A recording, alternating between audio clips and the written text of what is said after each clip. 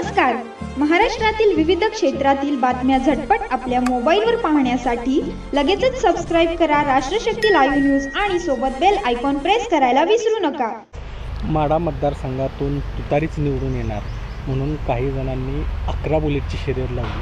भाजप म्हणून तुम्हाला काय वाटतं? देशाचे यशस्वी पंतप्रधान नरेंद्रभाई मोदी व महाराष्ट्राचे वंचित शोषित पीडितांचे नेते देवेंद्रजी फडणवीस यांच्या विकास कामाच्या जोरावरती भारतीय जनता पार्टीच्या 45+ जागा महाराष्ट्रामध्ये नक्की येणार आहेत आणि त्याचं लोकशाही पद्धतीनं मतदान झालेलं आहे.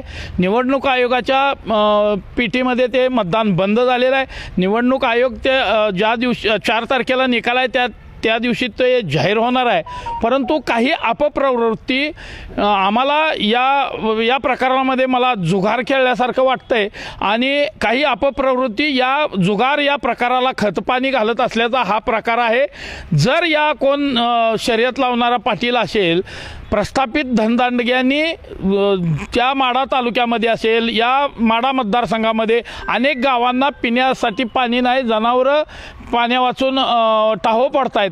अशा पैसेवाल्या लोकांनी त्या ठिकाणी शेतकऱ्यांना किंवा इतर गोरगरिबांना मदत करायची भूमिका ठेवावी आणि हे असले छंद जोपासत त्यांनी लोकशाहीचा पायमल्ली होत असल्याचं दिसतंय.